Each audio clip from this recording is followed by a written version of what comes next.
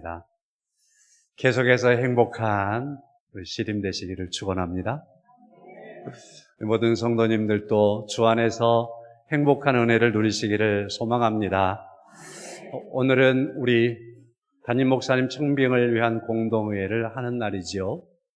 제가 아니고요. 지난주 설교하신 목사님.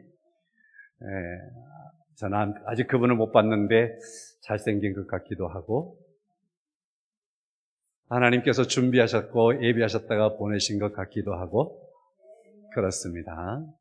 자, 우리 지원교회가 주 안에서 또 앞으로 더 귀하게 소중하게 하나님의 일들을 잘 감당해가는 교회가 되도록 하시기 위한 하나님의 계획들을 이루어가고 있는 과정 속에 있다고 믿습니다. 제가 잠깐 말씀을 본문을 통해서 은혜를 받습니다.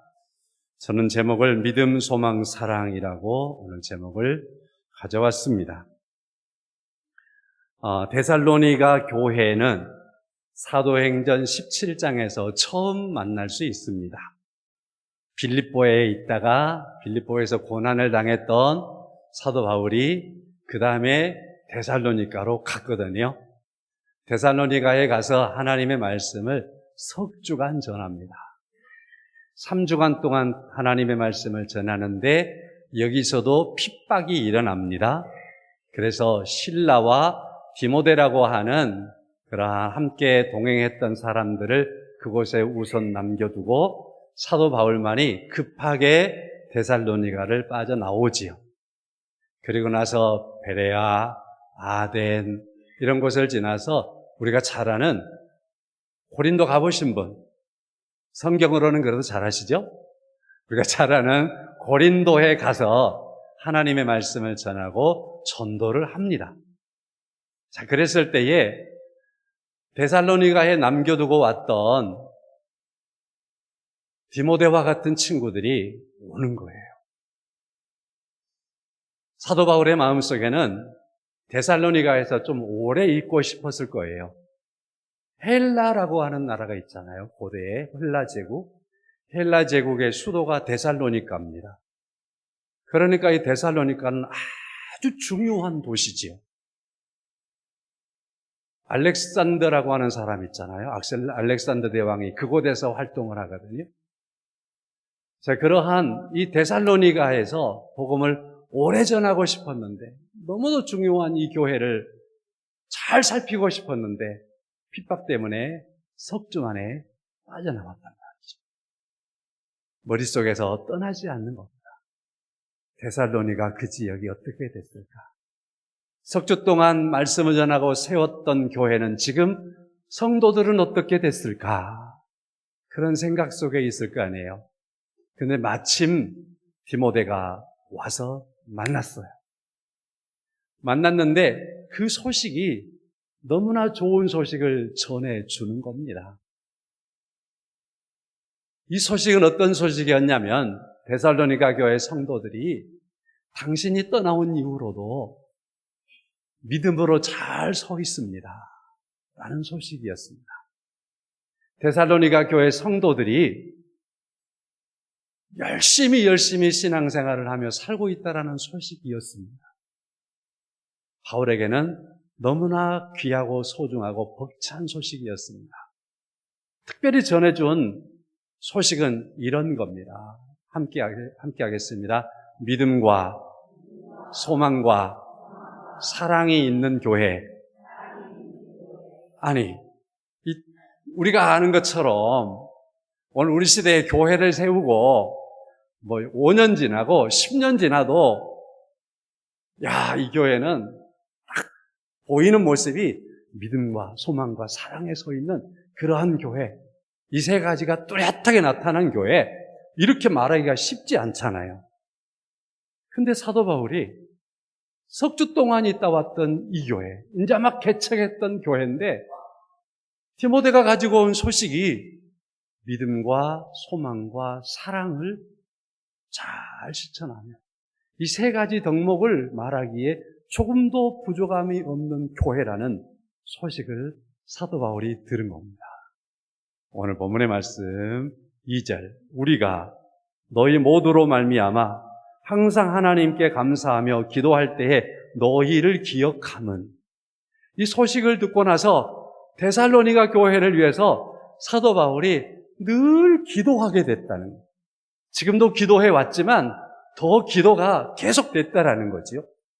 그 기도하게 되는 것은 하나님께 감사하고 또 기도할 때에 너희를 늘 기억하면서 더 기도할 수밖에 없는 교회다라는 걸 밝혀주고 있습니다. 성도 여러분, 광주 지온교회에 대한 소식이 누구에겐가 들려질 때 그 소식이 감사의 소식이 되어야 되지 않겠습니까? 그 감사의 소식이 되는 건 많은 말씀을 드릴 수도 있겠지만 오늘은 데살로니가전서 1장 3절부터 4절을 보았으니까 그 말씀 속에 있는 그대로를 가지고 본다면 믿음이 있는 교회요, 사랑이 있는 교회요, 소망이 있는 교회라고 하는 이 소식이 들려지면, 소문이 나면 이 교회는 누구에게든지 감사하는 교회가 될 줄로 믿습니다. 우리 지온교회가 그런 교회가 되기를 주의 이름으로 간절히 축원합니다. 조금 더 구체적으로 이제 3절 말씀을 통해서 이 말씀을 살펴보지요. 3절 보니까 너희의 믿음의 역사와, 믿음이 있는 교회는 교회인데 믿음의 역사가 있는 교회라는 말씀을 하고 있는 거예요. 믿는데 그 믿음이 저 속에 숨어있는 믿음이 아니고, 데살로니가 교회 성도들의 믿음은 3주 동안에 훈련을 얼마나 받았을까요? 사도행전 17장을 가서 읽어보면 사도 바울이 성경을 펴고 회당에 들어가서 성도들에게 예수가 그리스도라고 열심히 가르쳤다라고 기록되어져 있습니다. 짧은 기간에 사도 바울은 다른 것을 가르칠 게 없었어요. 예수가 그리스도예요. 예수가 그리스도예요. 성경을 펴놓고 성경에 말씀하시는 이분이 예수고 이분이 그리스도예요. 근데 당시의 성경은 구약 성경이에요.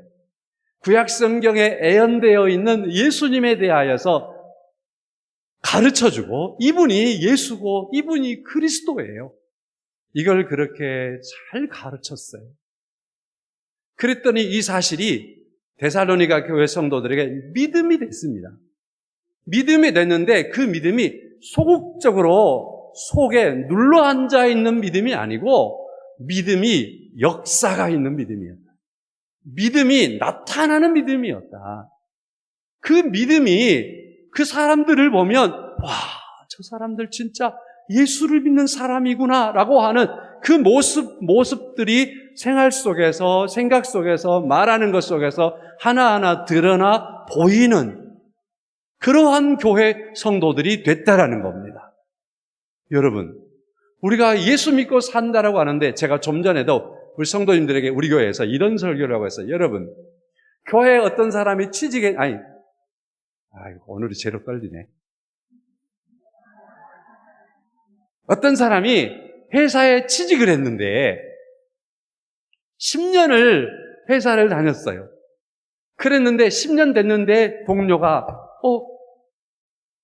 과장님 예수 믿는 사람이었어요?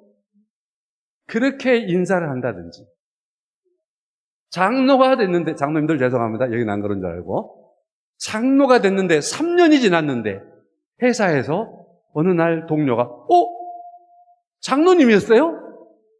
그러면 이 사람이 10년 동안 직장을 다녔는데 믿음의 역사가 있었다는 말일까요? 없었다는 말이죠. 장로가 됐는데 3년 동안 함께 사는 날마다 보는 사람들이 그때야 장로님이었어요? 라고 말할 만큼 장로를 숨기고 살았다면 그건 직분을 숨기고 산 거지요. 직분이 있다는 소리는 들어요. 성도란 소리는 들어요. 그러나 그 직분에 대한 충분한 삶을 살지 않았다라는 것과 같죠. 믿음의 사람이 믿음이 있다라고 말하는데 믿음의 역사가 없으면 안 된다라는 겁니다. 저는 우리 지온교회 모든 성도님들이 모든 생활 속에서 믿음의 흔적과 믿음의 역사를 이루어가는 삶을 살아가기를 축원합니다. 이 말세의 말에는 더더욱 그러는 겁니다. 우리의 믿음을 덮어버리려고 눌러버리려고 하는 세상에 많은 일들이 얼마나 많습니까? 여러분 겪어봐서 저보다 더 잘 알지 않습니까? 그럼에도 불구하고 나는 하나님을 믿는 사람이다. 그래서 그 믿음의 활동이, 믿음의 사역이, 믿음의 생활들이, 믿음의 흔적들이 잘 나타나기를 다시 한번 축원합니다. 두 번째, 사랑의 역사. 뭐죠? 사랑의 수고, 사랑의 수고. 사랑한다, 사랑한다. 교회 안에 어떤 심란한 목사님이 그런 말을 했잖아요. 교회에서 사랑을 보여줄까? 사랑이 저 안 믿는 사람들 막걸리만 또 못하더라. 들어봤죠, 여러분? 안 믿는 사람들은 막걸리 먹고 그렇게 사랑한다라고 하고 의리 지키고 그런데 예수 믿는 사람들은 사랑한다고 그렇게 말하고 살았으면서도 막걸리 먹고 좋아하는 사람들과 못하더라. 그런 소리 들으면 안 되죠. 그렇지 않습니까? 사랑의 수고. 기독교는 믿음과 소망과 사랑의 종교입니다. 근데 사랑이 수고가 없으면 안 되는 거죠. 사랑에 대한 실천. 무겁지만 무거운 것을 지고 사랑을 이루어가는 그 사랑을, 그리스도의 사랑을 계속해서 실천해 가는 것, 사랑의 수고. 우리 지원교회는 사랑의 수고가 모든 성도들에게 나타나기를 축원합니다. 사랑의 수고가 나타나요. 그 다음에 세 번째, 소망의 인내. 소망인데 인내가 붙었네요. 그래서 소망의 인내를 우리 하나님 아버지 앞에서 끊임없이 기억하는 소망의 인내. 우리는 하나님의 나라를 소망하며 사는 사람들, 그렇지요? 하나님의 나라를 소망하며 사는 사람들, 믿음으로 굳게 서 있기를 축원합니다. 견고하시기를 축원합니다. 인내해야 돼요. 그래야 견고한 거죠. 믿음 안에서 그리스도의 사랑을 알고 하나님의 나라에 대한 소망을 가지고 뚝 서 있는 겁니다. 바람이 불어도 흔들리지 않게 서 있는 겁니다. 세파가 와도 흔들리지 않게 서 있는 겁니다. 누가 흔들어도 구원에 대한 소망은 흔들리지 않는 겁니다. 제가 언제 신방 갔는데요. 우리 그 성도님이 교회를 잘 못 나와요. 아니, 잘 안 나와, 애초부터. 그래서 이제 아프셔서 더군다나 신방을 갔어요. 그래서 이제 똑똑똑 두들고 방에 들어가서 침대에 걸터 앉아갖고 둘이 얘기를 해요. 얘기를 하는데 제가요, 기절할 뻔했어요. 왜냐하면 이분이 뭐라 하냐면요. 목사님, 저는요, 고등학교 때부터 신앙생활 했어요. 그래요? 남자분이에요. 군인으로 예편했어요. 자, 그런데 뭐라 하냐면, 교회에 다니는 사람들은, 기독교인들은 부활의 신앙이 없으면 가짜예요, 가짜. 와, 그 소리 할 때는 힘이 들어간대. 그래서 제가, 이야, 이분이 부활에 대한 소망이 이렇게 든든하게 세워져 있었구나. 하나님의 나라를 이렇게 소망하고 있었구나. 그런데 아프니까, 힘드니까 교회를 몸을 못 이겨서 못 나오셨구나. 그걸 확인하고 제가 후회를 많이 했어요. 그리고 교회 와서 성도들에게 제가 간증 대신 했어요. 우리 집사님 제가 신방 갔더니 세상에 여러분 그러면서 부활의 신앙이 그렇게 든든한 줄 몰랐는데 부활이 아니면 아무것도 아니라고 고백합니다 그랬어요. 그것은요 하나님의 나라를 소망하고 있는 소망의 사람이기 때문에 그렇습니다. 하나님의 나라를 소망하는 것 그것은요 흔들리면 안 돼요. 많은 시험이 와도 인내하며 흔들리면 안 돼요.